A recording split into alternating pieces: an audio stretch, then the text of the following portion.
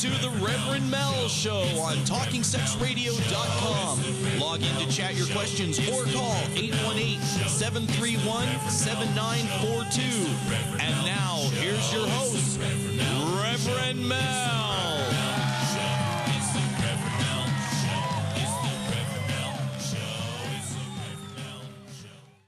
Welcome to the Rev Mel Show on TSRnetwork.com, where real people talk about real sex with real kinky people. I am so excited. God, we've had a great weekend. Okay, Friday night, I don't know if you guys are aware of the fact that myself and also my guest was nominated. I was nominated for... Oh, you poor thing. community service. And my guest who I have on the show today was nominated as, I think, Person of the Year. Of course, you know, very few women won on this event, but you know what? We went there, we supported, we had a great time, and we want to do a great congratulations to Desire. They won for Best Event. Yay. Great event, and so we're really glad that you know, if you're a female and you want to get your kink on, Desire is a good place to go. I can't get my chat room running up on my computer right now, so I'm going to reboot this, or I'm going to shut it down because I want to see who's in the chat room, but we're going to have to wait. And so Friday night was a blast. Saturday night I went to the Omni Hotel downtown, spent a nice, quiet, wonderful evening, having wonderful, succulent food, walking around the city. It was great. Had a wonderful time. And coming up on May 2nd is my birthday. And I am trying to figure out what to do on my birthday. Now, I can do two things. Well, I can do three things. I can not celebrate it, or I can have a little intimate party here at the studio and kind of like do an opening of the studio, or we can go to the Palms Bar in West Hollywood and do karaoke night all night long and get drunk. So I'm thinking I'm kind of leaning toward the karaoke kind of fun thing, you know, and having a good old time, because I'm going to be 58 years old. And one of the reasons why I'm celebrating my birthday in such magnitude this year is because, I don't know if any of you guys are aware of it, my mother died when she was 58 years old. She spent the last 10 years of her life in bed, and I refuse to spend my life in bed. So this year, my 58th birthday, and the whole year is going to be a year of celebration, because, you know, as a lot of you guys know, I've lost a lot of weight. I was gearing toward what my mother was, you know, with her health issues. I was kind of gearing toward them, but I've kind of tackled that. Everything is great, so I want to do a really big celebration to celebrate life. And what we're going to do is we're probably going to put a poll up there, and we'll put a poll where you guys want me to celebrate my birthday, okay? And later on this afternoon, or this evening, we're going to be doing a letter that was written to me. We're not going to be talking about it right this second, but we're going to talk about it because it was a girl from Gracie. She wrote me in a wonderful email, and she asked me a very important question. So we're going to talk about it. And let's see, events around Los Angeles. LA Kink is coming up, so go to LA Kink. I think it's LAKink.com. Go up and find out, you know, what's going to be happening. It's going to be all over the weekend. Is LA Kink this weekend coming up. You also have the Lear to Sod party on Saturday night, and Thresholds party, and Passive Arts, and there's a lot of great events going on in the Los Angeles area. And to all of my peeps, Passover is this evening. And of course, we're not doing a Seder here. We could do, a BDSM Seder. Nah, that's not done in good taste. You know, it's my peeps, to all my peeps out there. If you're not watching the show because of Passover, I do understand, but I can't disappoint all the other people and not do my show because of Passover. But to all my peeps, love you all. And to my wonderful guest, ready? Lenora Ma'ma, yay! You know, we did have a leather Seder. Oh, we did for several years, and it was wonderful. They didn't do it this year? No, they didn't do it. They're not doing it this year, but they will be doing it next year. Oh. And when it came time that we would beat each other with leaks. Yeah. You know, so it was wonderful. It was actually. at the MCC Church in the Valley. Exactly, and everybody was in their high leathers. It was fantastic. And if I can throw something at you for your birthday, since this is such an important year, why not do it all? Why do you have to choose? I don't like choosing myself. When in doubt, I choose everything. So you mean have a little gathering here in the afternoon? Yes, a little cocktails, little, you know, this is the studio, and then we proceed, you know, we step up in elegance to the palms, because there is no more elegant spot in the world. So we can proceed to the palms. What was the first thing? I wouldn't do anything. Oh, Mel. No. Okay, so we cancel that. You know, there's always that big fear. No one's going to show up. Oh. Why do people? I go through that. I was just like, no. Okay. May 2nd. Oh, I don't have my iTouch with me. I'm there. You're there. So you got one. We got one. And I know that everyone you want to show up will show up. Yeah. We're going to be thrilled to celebrate you. And you should absolutely not choose. Well, I stopped having big parties, and I says I'm not going to have one until I'm 60. And then I was regretting being 58 because of my past experience. And my daughter said to me, she says, Mom, why don't you make it a year of celebration? Absolutely. And I looked at her and I says, you're right. I need to make it a year of celebration. And don't just stop with one day.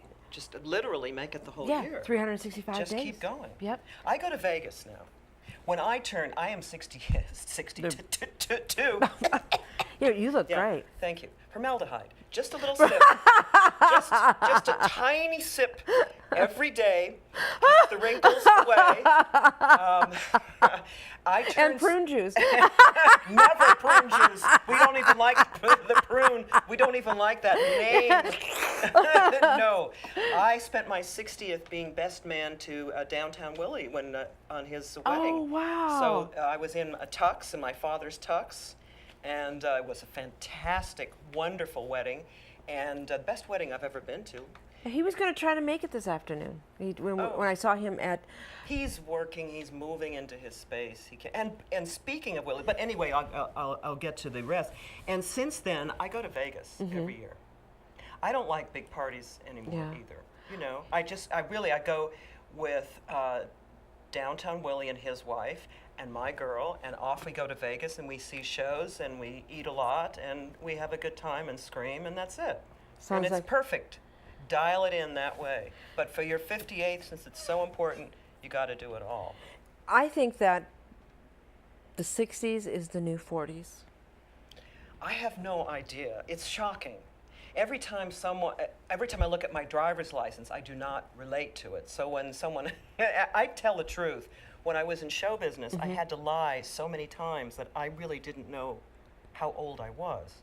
So at that time, I said, somebody asked me my age, and I said I'm 37, and the woman in my life at that point said, no, you're not. I said, what do you mean I'm not? She said, no, look at your driver's license. Let's look at our license, and you'll find out how old you are. And I was totally off on my year. And because I lied, depending on what the producers or the directors were looking for, I gave them that age. And I was at that age where I could pass for somebody a little bit younger, a little bit older. And so, you learn to be a Producer-director, chameleon. let's talk about, you were in acting or were you in singing? I was an actor and singer, and I did television, I did a couple of musicals, I did concerts, I did nightclubs.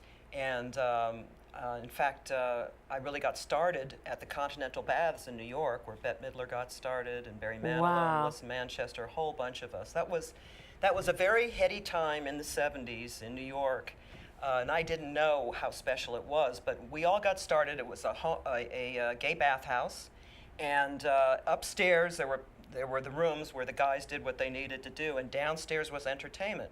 And the guys would be in their white towels, and people would come in from all over the world. They would have the general public in, and they would dress to the nines, because this was like reverse chic. Wow. In fact, the night I performed, Eleanor Steber of the Metropolitan Opera was there, Italian Vogue was there, and it was amazing.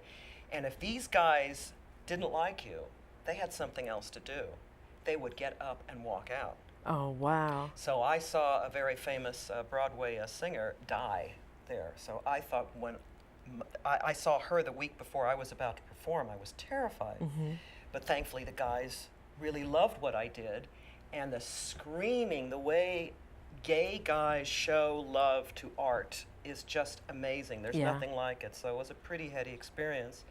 And my New York years were very much a heady experience. In fact, I was telling you before, like a lot of other people on the planet, I am writing a book. There's a book in everybody. But I have many lives in my one life. So I suddenly decided to put it on paper because there is my life in show business. I haven't talked about it in the BDSM world because for me that was like a separate life. Yeah. And BDSM was like being reborn, really, for me. It was the first time that I really felt right in my skin. Yes. But my show business time was very important. Because when I first met you, you really did keep everything separate completely. I did. And she had a wonderful event 2 weeks ago on a Saturday night, and a remarkable thing happened at your event. There's two remarkable things that was your event. The first thing was the reason why you were having the event. Oh, yes. I'm not mentioning her name, but the collaring of my girl, and it took 3 years until it really felt right. And there's a story about the collar, but before I get into that, I can tell that very briefly. I decided to have my vanilla friends. Yep. And they are so happy that I'm happy, but every time I started to talk about what it is that I do, one of them would say, la, la, la, la, la, we're so happy what you're doing, la, la, la, la, la. And so they know my girl and love her.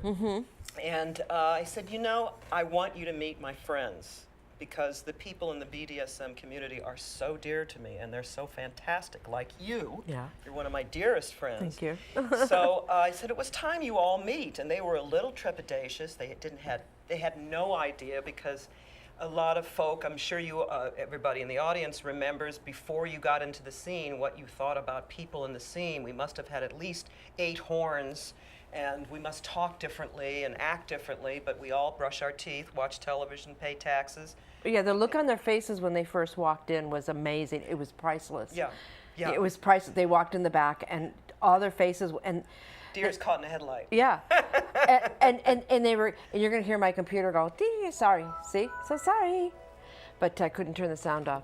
But it was amazing to watch their faces, and to watch, they were kind of like giggly and kind of like, you know. Well, and before you knew it, they were in my sling and wanting to get tied up, and it was fantastic. It was just a great meeting of people who I love, who love me back.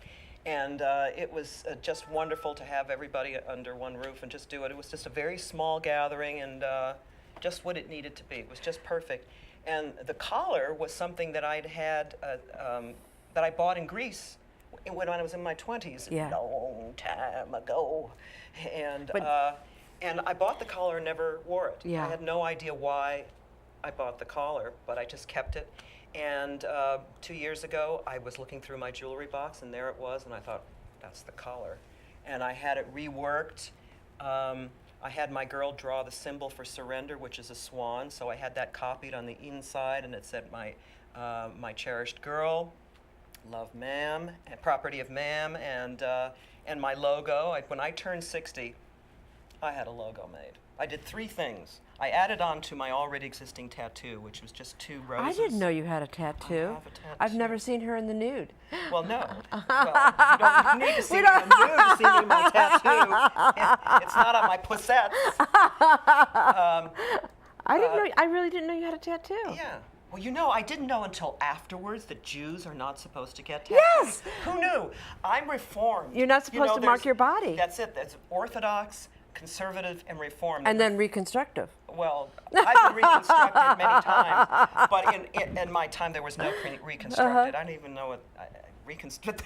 They think of names for everything, but Well, Reformed was considered so lax that you were considered not even Jewish. Yeah. So I had no idea. I wasn't up on that. Yeah. And so I had my tattoo done about a year after my mother passed away. I was so depressed. And I was in El Paso, Texas, which is like... Oh my God, I was there for 6 hours 3 weeks ago. All right, so yeah, I double hitter. understand. You were there like for 2 months for 6 hours. Yeah. Right. Actually, they're very, very lovely people in El Paso, but I went to the malls for entertainment. Okay, that's, you know, and that's where I started reading Harry Potter. I was desperate. And What do you do? It would make a great Nothing. movie script. What do you do in El Paso? well, not Read much. Harry I Potter. went to a strip joint where you really don't want the women to take off their clothes. Really, it hurt me. Was Cougar Love there? I was